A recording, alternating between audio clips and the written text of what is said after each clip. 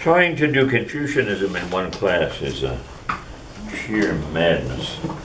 It's an enormous subject matter. I mean, great scholars spend their entire lives and really only scratch the surface. It's very, very complex. History and religion and philosophy and all kinds of stuff. So all I can do is give you a kind of ladies and gentlemen skimming of the surface, and that's what I'm trying to do, just a few little samples. We talked last time, and before I forget it, we talked about the spread of languages from the Aryan invasion. And I checked, and there are only 3 European languages that are not Aryan Indo-European languages. And they are Basque in the north of Spain and the south of France, which they just never got there. The Basques live up where nobody wanted to go. So the language never got there.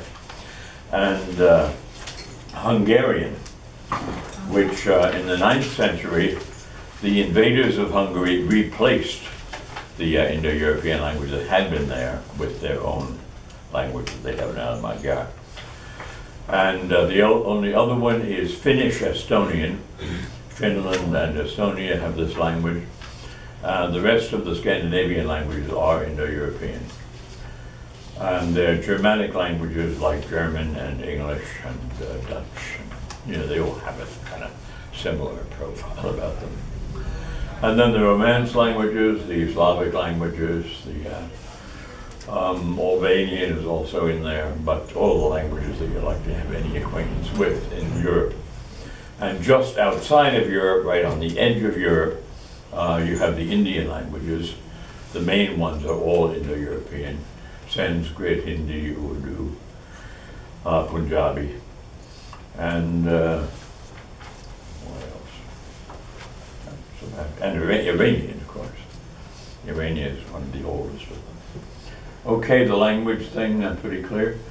And it's of interest in itself, but it's also of interest in that languages don't travel without carrying a culture with them. So in a sense, we're all cultural children of those Kazakhstani horse-riding nomadic raiders, as long as we're Indo-European stuff. The only ones of us who wouldn't be are those with African background or those with Far Eastern background. Okay. So we're all biologically children of Lucy in Africa. And culturally, most of us in this part of the world are children of the Aryans. Aryanism got a very bad name when Hitler made it the name for the kind of people he liked and the kind of people he was not going to persecute. This was all pseudo-anthropology, cooked up for his purposes, but he had enough there to cook it up with. And we have in the Vedas descriptions by the invaders of what they looked like and what the people they invaded looked like. They said the people we invade, they don't look right. They have dark skin, they have dark hair, and they're kind of short. Whereas we are well known to be blonde, blue-eyed, and tall. And of course, blonde, blue-eyed, and tall was the Hitler image. That was the perfect Hitler youth image, and he used that. But that's all gone now, we hope. Although it keeps coming back in neo-Nazism. Neo-Nazism goes back even to that crazy stuff. I remember being with my daughter in Germany a number of years ago. We were in Köln, and there was a parade going down the street, and I wondered what it was all about. And I stopped somebody. I walked along the edge of the parade and said, "What is all this?" in my bad German. And he said, "This is a protest against neo-Nazism." And I said, "Good." And he said, "Where are you from?" And I said, "I'm from the U.S." "Where in the U.S.?" "Louisiana." I said, "No, David Duke, you know all about it." So David Duke had international fame by then. My God.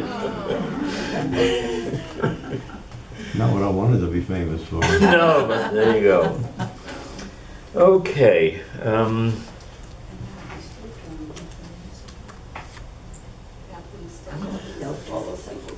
The gods.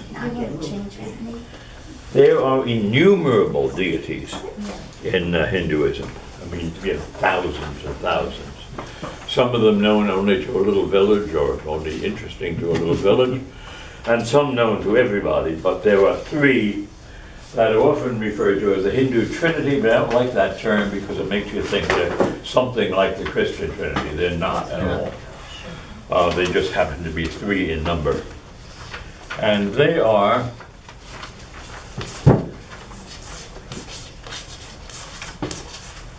Brahma. Don't confuse them. There's so many Brahm words in Hindu. This is Brahma, not Brahman, and not Brahmin. And that confusion will come up later. And then Shiva and Vishnu. To the extent that there's anything like denominationalism in Hinduism, it would probably be between Shiva devotees and Vishnu devotees. These are called Shaivites and these Vaishnavites. But they're denominational only in a very, very loose sense of the word. That is to say, nobody denies anything that anybody else thinks. We just, we like Shiva. So, we tell our kids much more about Shiva than we do about any other deities and so on. Just a few characteristics of Shiva. Shiva is characterized as the destroyer. And he's probably descended from ancient Aryan storm gods. He is very stormy, very temperamental. His destroying function is good destroying. In other words, he makes the old generation go away and the new one come. We got to kill off the old leaves so the new leaves could come and so on. So in that sense, he's almost kind of a god of evolution, removing the past and inserting the present and the future. But he also has a mind of his own and also a mindlessness of his own. He runs amok at times. And you don't get in his way if he's angry. There's a story in one of the two great Hindu epics, we'll say something about afterwards. The two great Hindu epics are the Mahabharata and the Ramayana. And any kids with Hindu background know many stories from these two books. I remember even in Southeast Asia, a couple of times I went to local schools that were putting on little shows, and they were shadow puppets. Those things behind the screen where you see the shadow, and they were all based on those epics. They'd come out and tell you this is the god Ram, and this is somebody is rescuing, and so on. So they're they know them the way our kids know, Disney fairy tales and things like that. Shiva often went away and left his wife by herself. His wife's name is Parvati, and she too is a deity. And that's become a popular girl's name in India. But he went off for quite a long time, and while he was away, Parvati had a baby. And apparently by Shiva, but in some funny kind of way. They could do sex in very funny ways in the epics. So she's the legitimate child of Shiva. And after about, everything is big, he was gone, a brief interval of like 20 years or 18 years, something like that. He came back and, naturally went back to see how the little woman was doing. And he's met at the door by this, big boy. And the big boy says, who are you? And she says, who am I? Who are you? And he said, I am the guardian of this place. And my mother is taking a bath. And we don't allow anyone to come in at that time. So please go your way. If you're a beggar, come back some other time. And Shiva is now totally pissed. And he said, who do you think you are? He said, I'm the son of Shiva. I said, that does it. And he takes his sword and swings it and chops off the kid's head with a single blow. Parvati then comes running out, and of course she knows everybody. She said, you're back after all these, and look what you've done, you've killed our son. He said, awfully sorry about that. I had no idea. So, what am I going to do? So he takes the head of the child and tosses it over the Himalayas to land somewhere in China. So how does that? We got the body.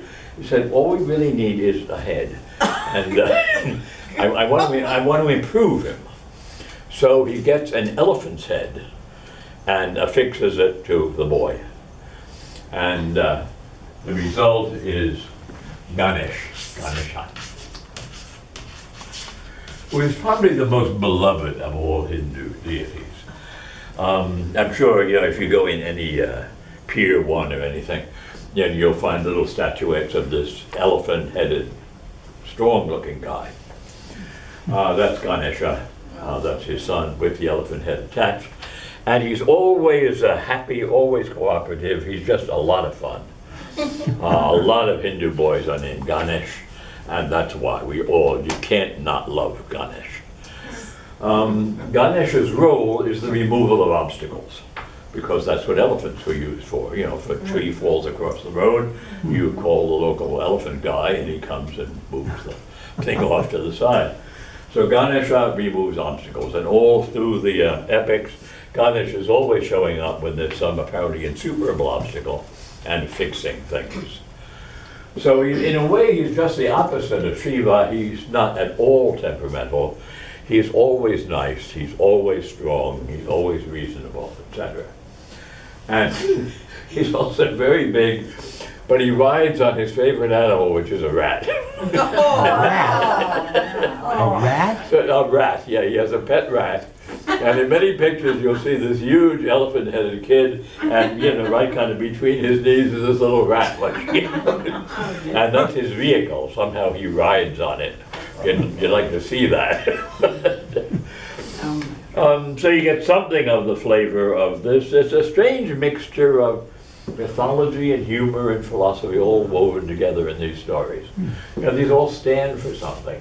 Shiva is, does great stuff, but he gets out of hand. Ganesh is what we'd all like our kids to be. And Parvati is a very good wife. She's always a very, very good wife. And she stands for maternity and maternal values and things like that. Okay. So much for Shiva. Shiva is very likely modeled on a deity of the pre-invasion Aryans, because we found little statuettes in the ruins of Harappa, which is one of the big pre-Aryan cities along the Indus River. And some of these have certain peculiar characteristics, which anyone who knows Shiva would link with Shiva.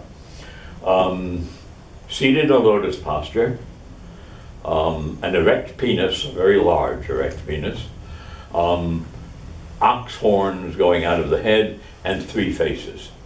Now these are all characteristics of Shiva when he puts on his full outfit. The 3 faces stand for wisdom. In other words, you can't be behind it. There's probably one in the back too, that you can't see that. In other words, you can't get out of his sight. He has 360-degree vision. And that's always a symbol of wisdom. That's also why in Greek mythology the owl became a symbol of wisdom, because the owl can pivot its head all the way around. So that's what is represented here. He's a fertility god, therefore the phallic symbolism. What else? Yeah, he's a god of meditation, the lotus posture. He's ready to meditate at any time. And he's also involved in herding, particularly stud bulls and things like that, and therefore the big horns. So if you see those little things, they're only about that big, and you've seen a lot of later statues from Hinduism of Shiva, you can see resemblances. It's sort of Shiva is kind of a streamlined version of this much more elementary figure. And there are others like that, but that's the one that's always called to people's attention. Brahma is the creator deity, and that's about it.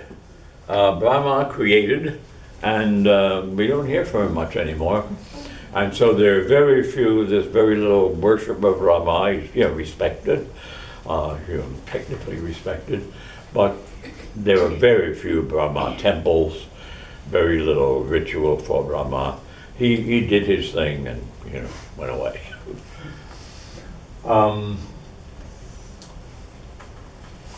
Tell you something about the creation narrative. Well, there are a lot of creation narratives too. Many, we have 2 in the Bible. They have, 22, I think. Vishnu is the savior god.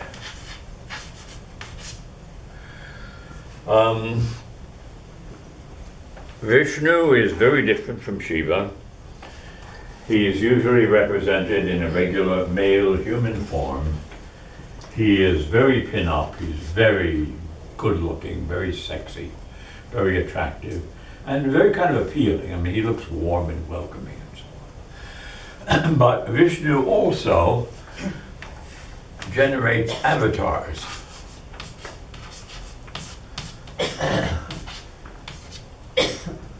At present, there are 10 of them.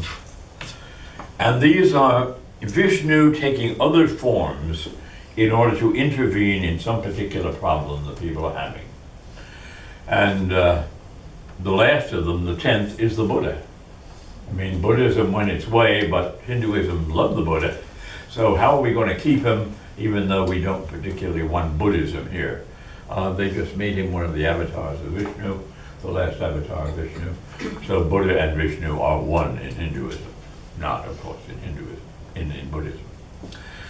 But Vishnu's role is that of saving people from all kinds of problems, mainly outside problems, natural catastrophes. In the natural catastrophe of a flood, Vishnu becomes an enormous fish and gobbles up the water and pushes the water off the edge of creation and so on. So he takes a form that's appropriate to his particular role. And in the Buddha, when he becomes the Buddha, he's of course teaching meditation, self-control.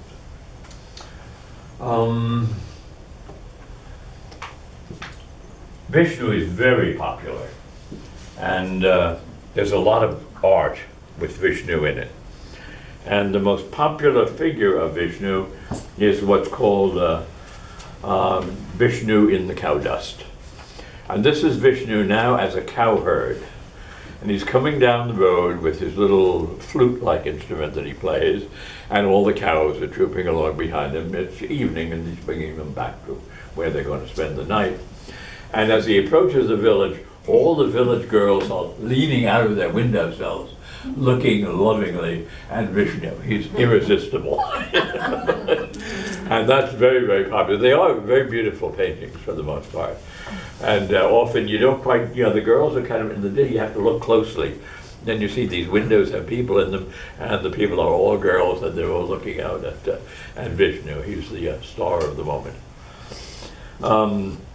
So generally, the stories involving Vishnu are stories that bring safety and hope and help. And once in a while they get together. Vishnu will sometimes team up with Ganesh, to kind of fix things. But the mythology is enormous. I could just give you a little bit. What is S-A-V? Did you say savior? Savior, yeah. Savior.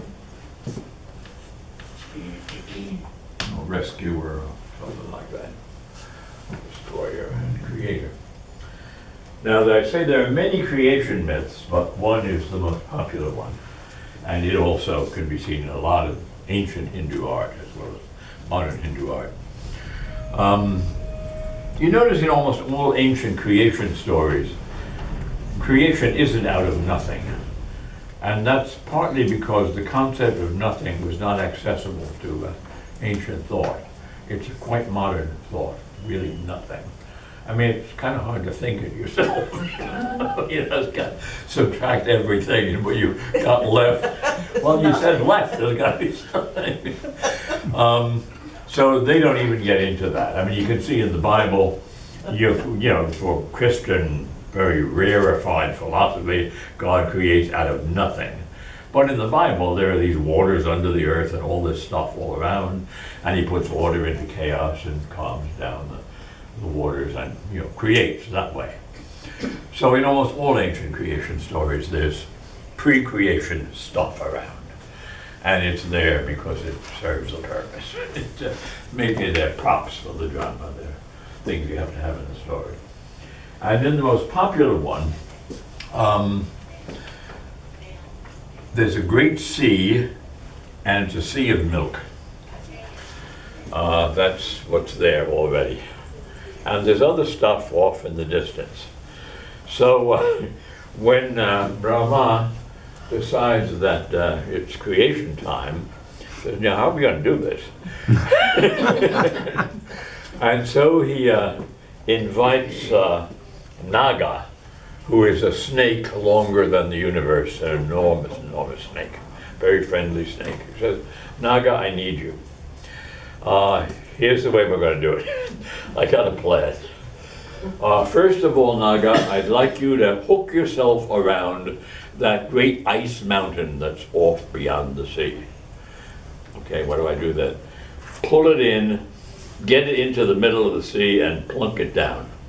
I'm pretty sure it's high enough to still stick above the surface. I said, whatever you say, boss.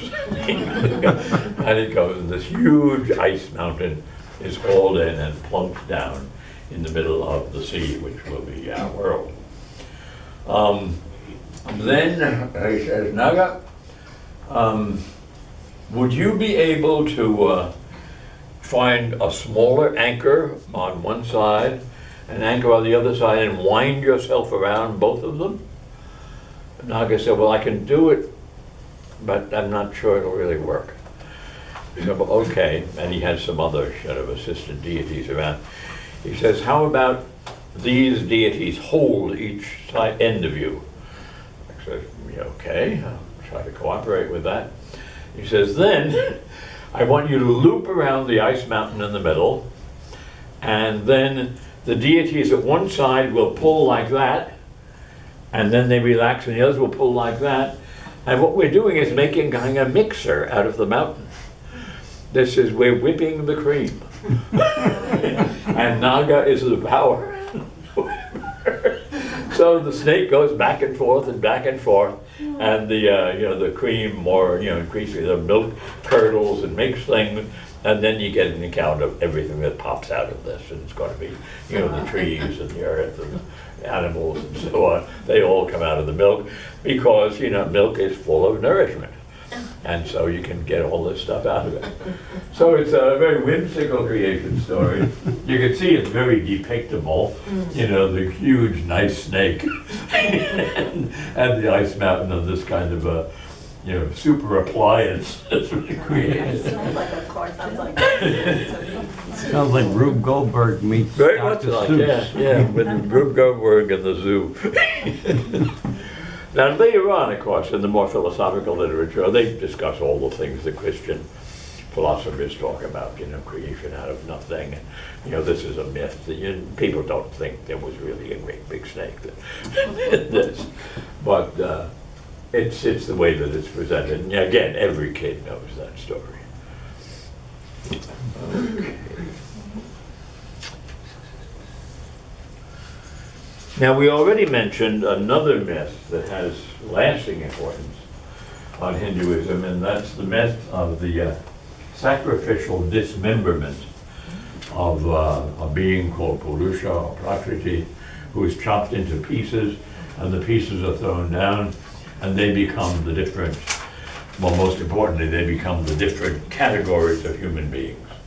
And by the face, the mouth becomes the Brahmins. And we get 4 varnas out of this. Take these away.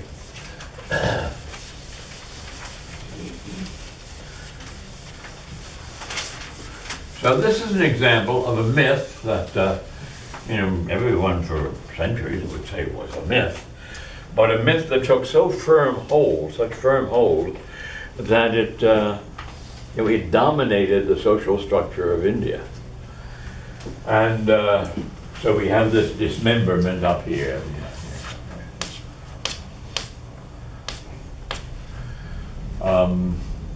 head goes and becomes the Brahmin.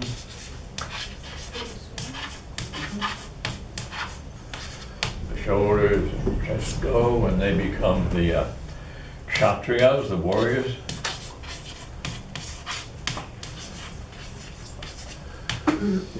The lower portion, the genitals, the digestive system go. They become the Vaishyas.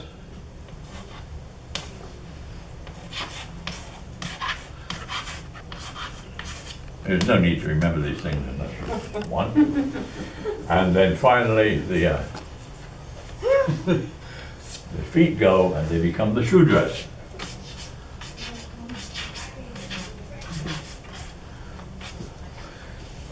These are collectively called Varnas.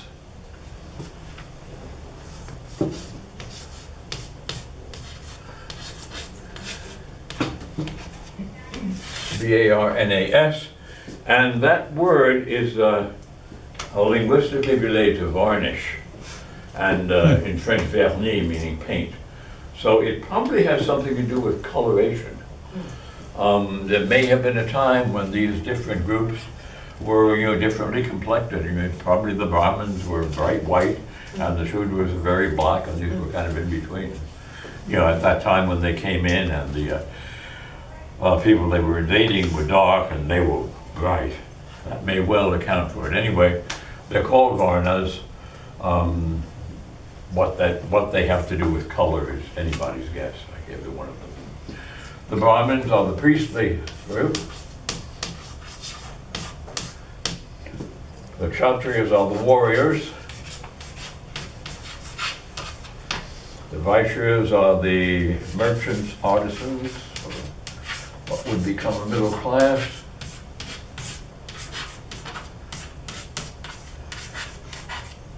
And the Shudras are the servants.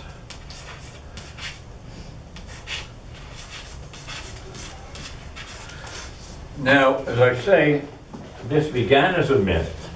It's regarded as a myth now, but it took such firm hold that these divisions of Hindu society became permanent, and except for the very liberal-minded, inviolable.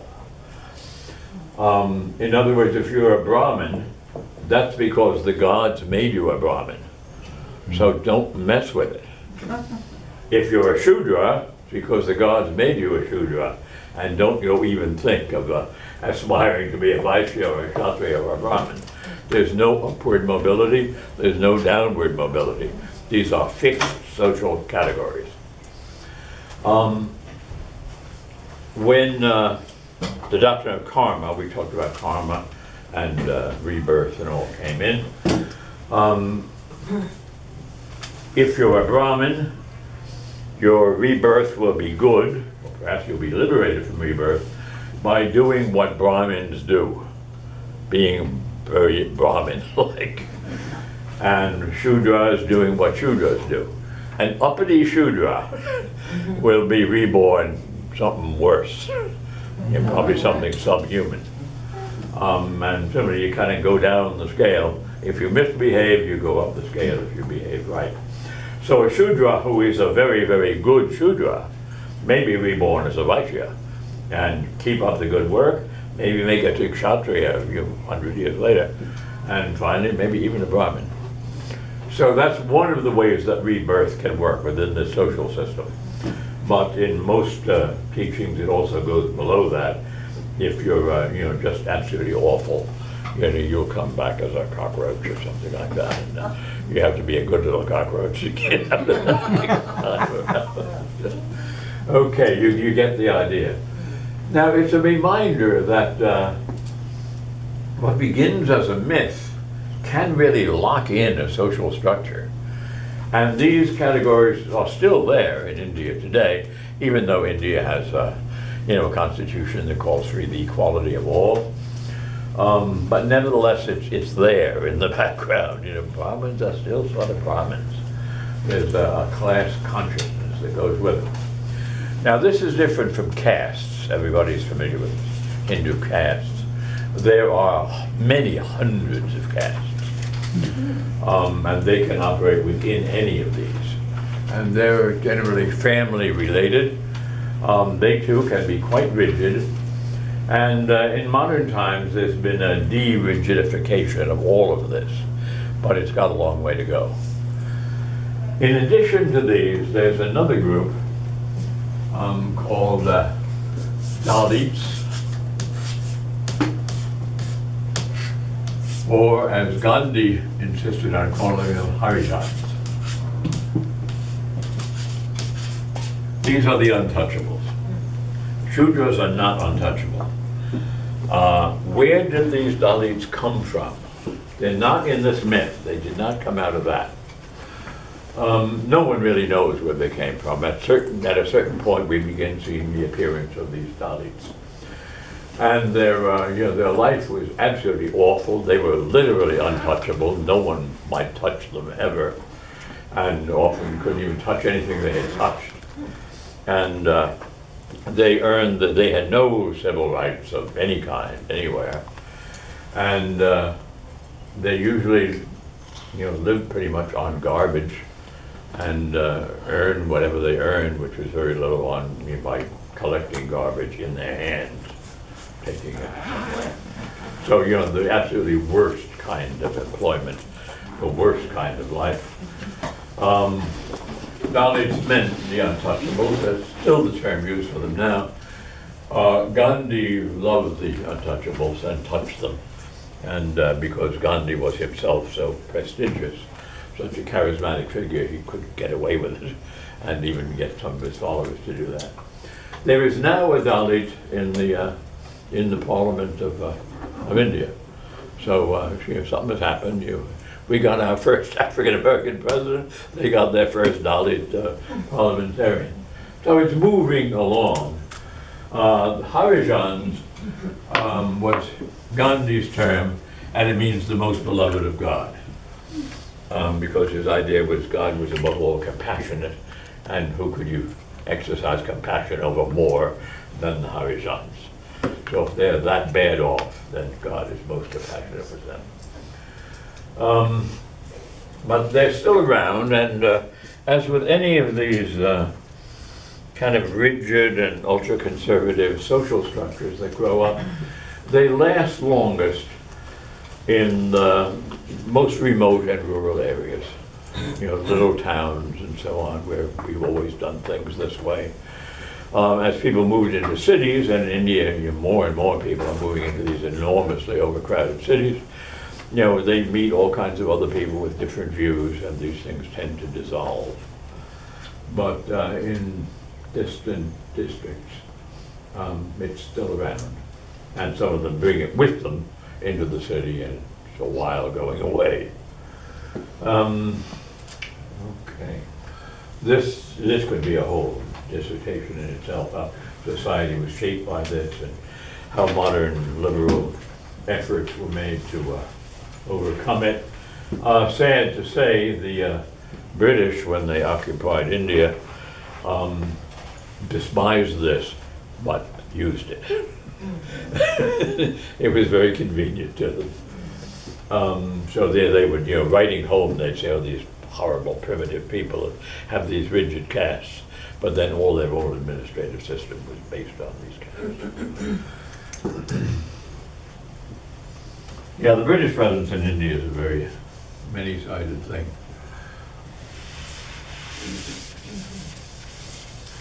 So it all comes from the primeval sacrifice, and notice again the primacy of sacrifice.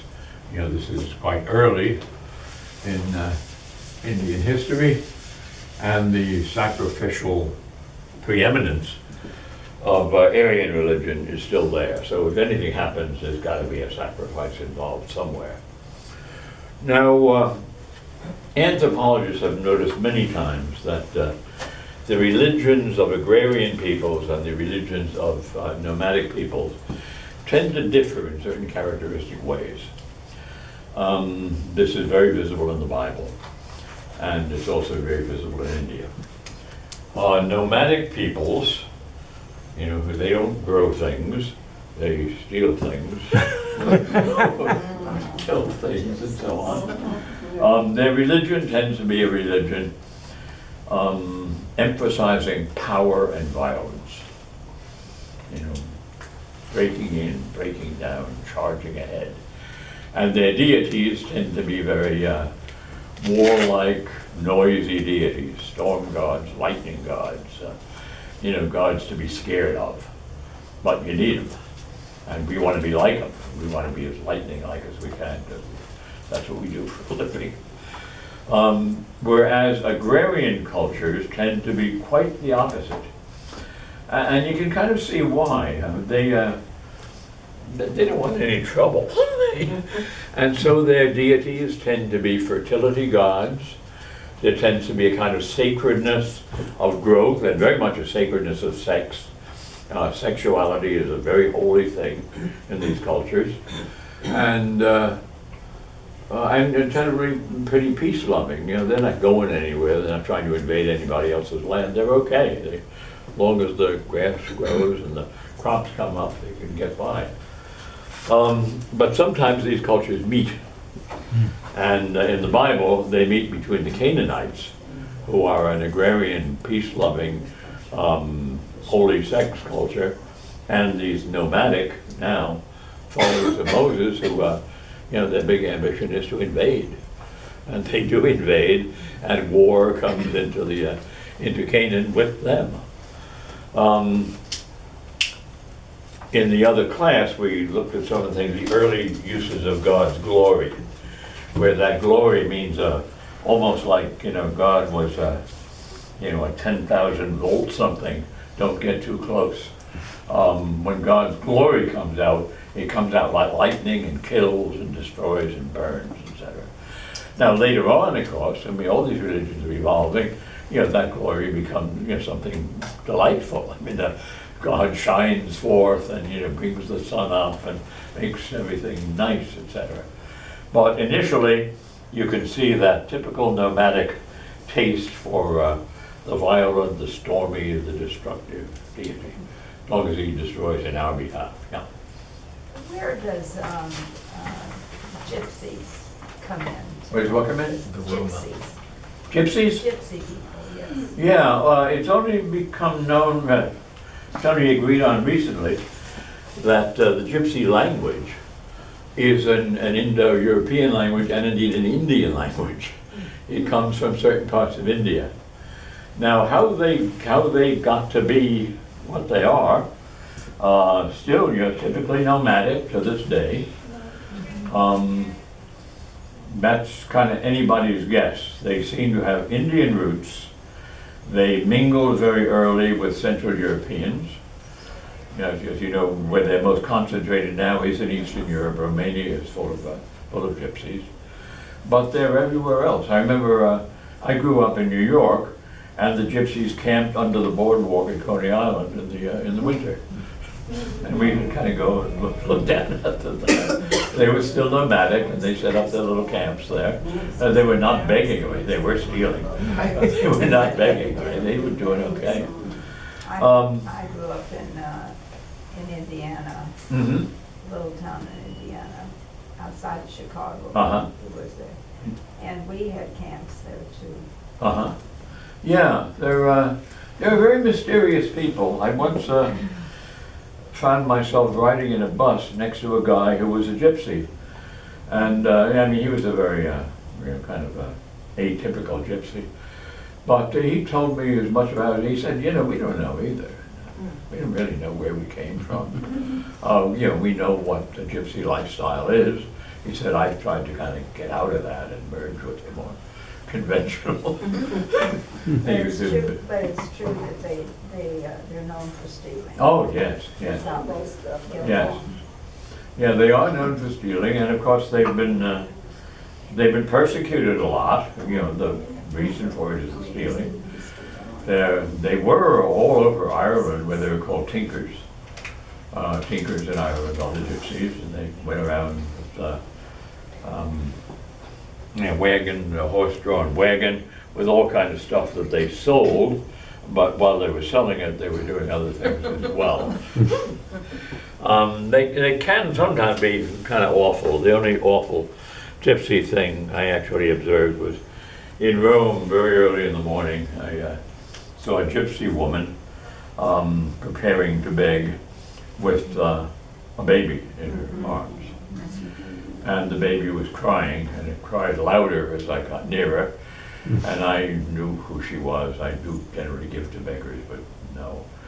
And then I walked farther down the street and I saw this big car open up, and all these gypsy women with babies got out, and all the women had needles that they plucked the baby with to make the baby cry. Oh, really? Yeah, that was part of it. That's terrible.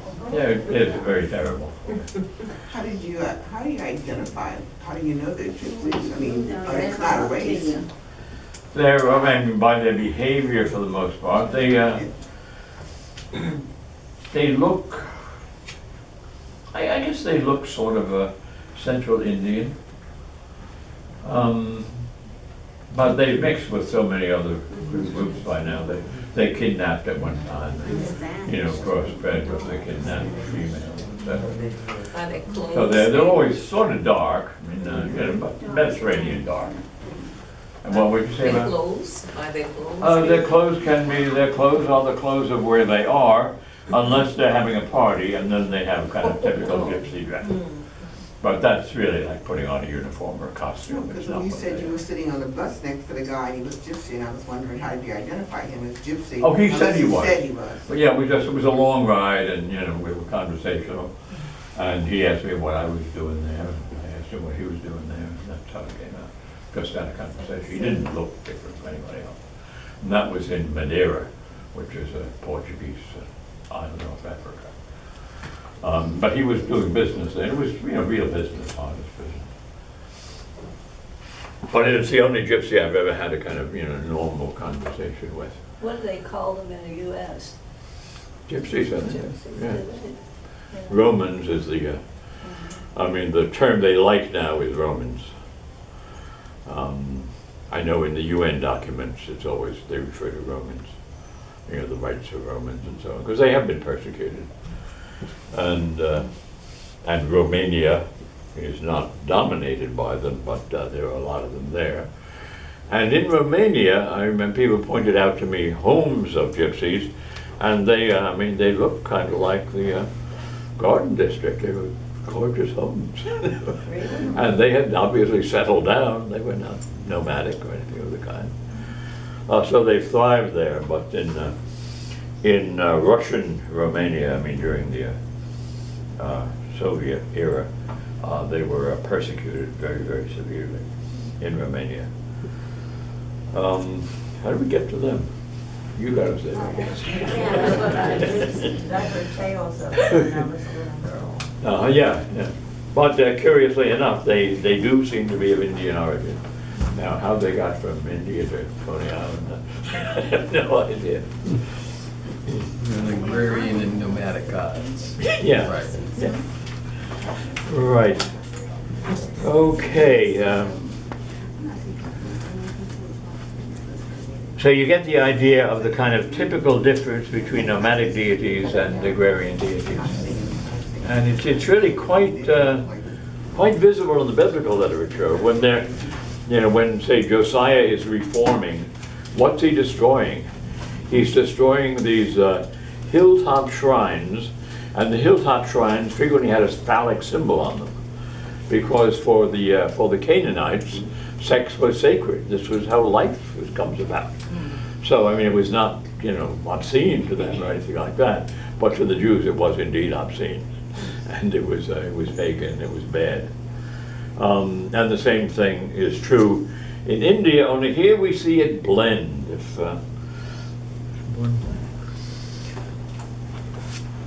Remember, the Aryan religion is all about sacrifice. The later, the religion of the people they invaded is typically fertility.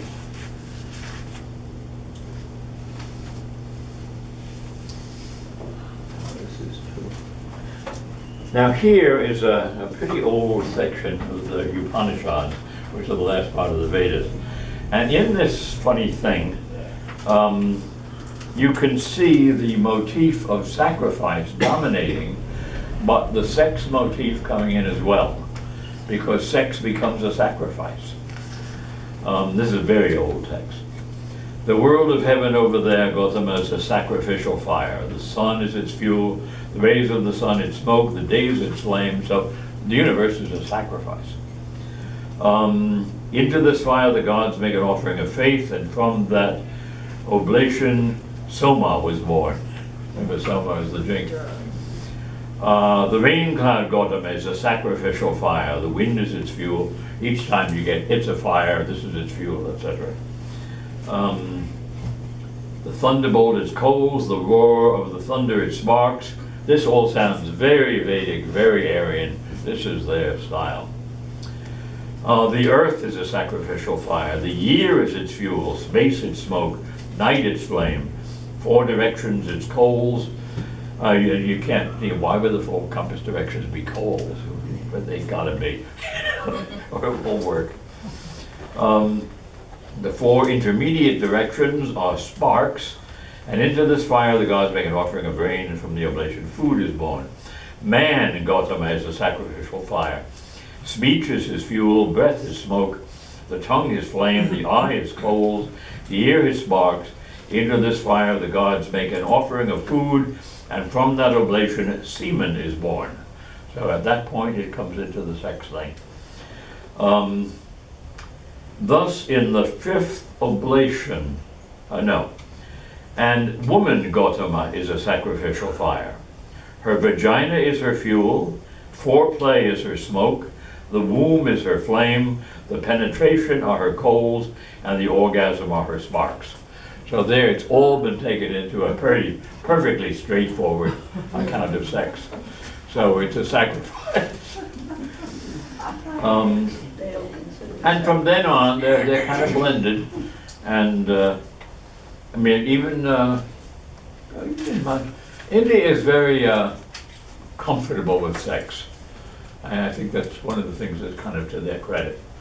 They treat sex respectfully. Sexual hang-ups, I think, psychiatrists in India would not get a lot of business with sexual hang-ups.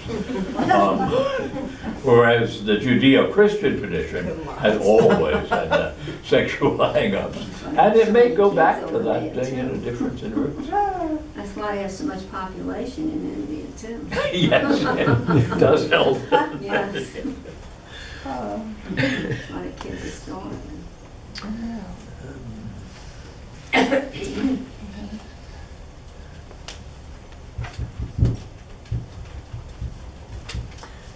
The Upanishads, the later Vedas, the more philosophical Vedas, also give a number of kind of ideal structures.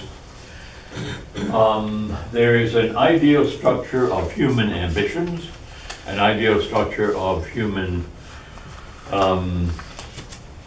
stages of life. Let me begin with the stages of life. They begin not in infancy, but once you're rational. So you become a student. That's the first stage of life. A student in a very broad sense, but it means the stage in which your main concern should be to learn what it's all about.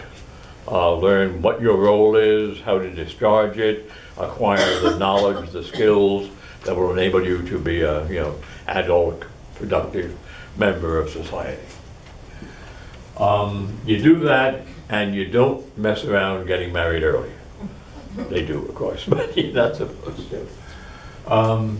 Because next you're going to be a householder.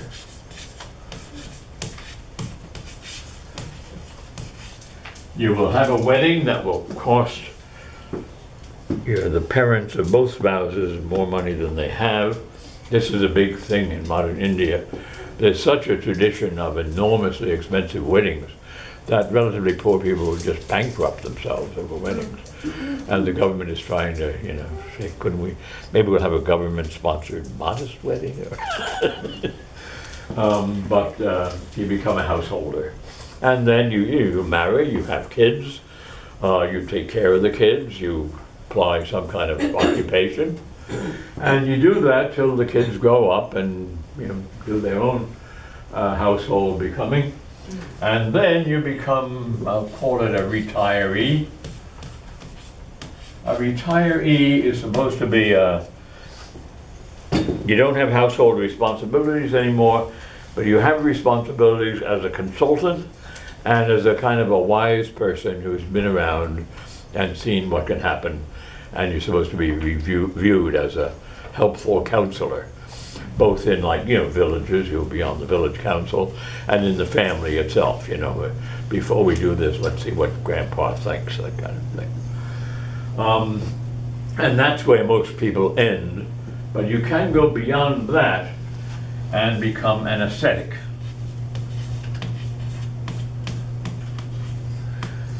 So at a certain, I think these are conventional enough, understandable enough, the retiree may decide, if he's religiously very motivated, to withdraw into the forest.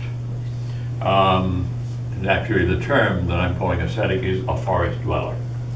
In other words, he withdraws from ordinary human society, and his wife either goes with him or not, according as she prefers. There's no obligation, but she's welcome.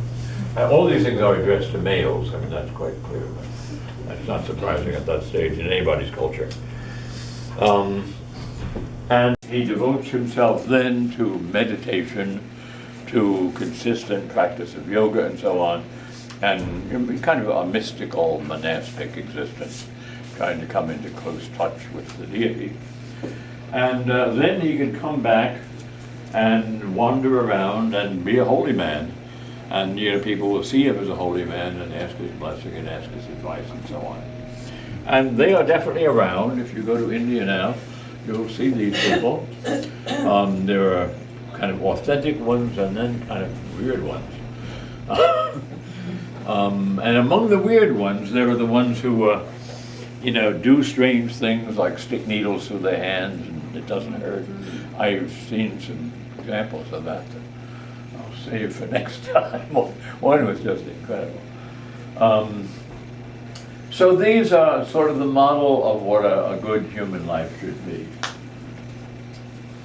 Be a conscientious bachelor student, learning what you need to learn, and so with the householder. So if you die at any of these stages, once again, the karma that you have will be the karma that corresponds to were you a real student, were you a conscientious householder, you know, were you doing what that stage called for.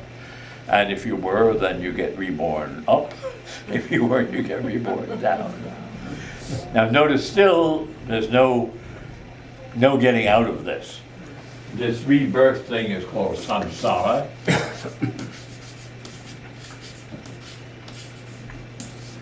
The rebirth cycle. And at a certain point, I'm sure early, but at a certain point it becomes very vocal, you know, there's got to be an end to this.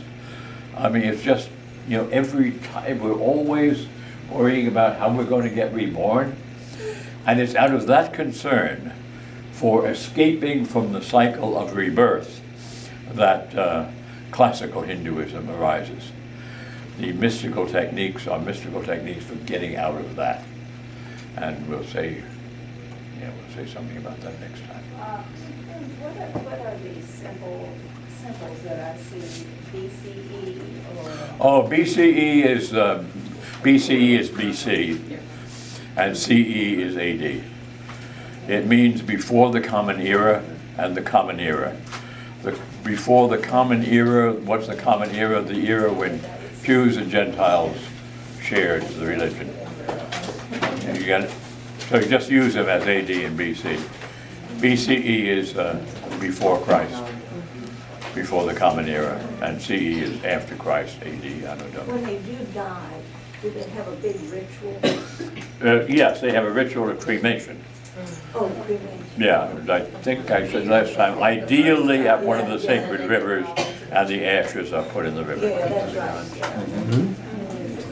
The priests ever, when they were created, the Anybody got a So dog? just give them, come back as a dog, a dog type of dog, so he can't come back with 6 years. That's lunchtime to me. Right. Not that I know of, no. Well, No, I think wonder he's what I got. reached the top of the ladder. The dog just stays it there. did, the battery was, Go ahead, Silly. this one was threatening to go out, so I changed the battery and then, before this one went out. So, it would appear I've got some editing to do. Yeah, I think so. So, do they still do sacrifices? Do they still do sacrifice? Yes. Some animal sacrifices, Kali temples, they'll still sacrifice goats. Okay. That's very unusual. And but there are a lot of sacrifices of vegetables and a lot of things just kind of left out in front of the god. Oh, right. Okay. Yeah. In case the god looking for a snack.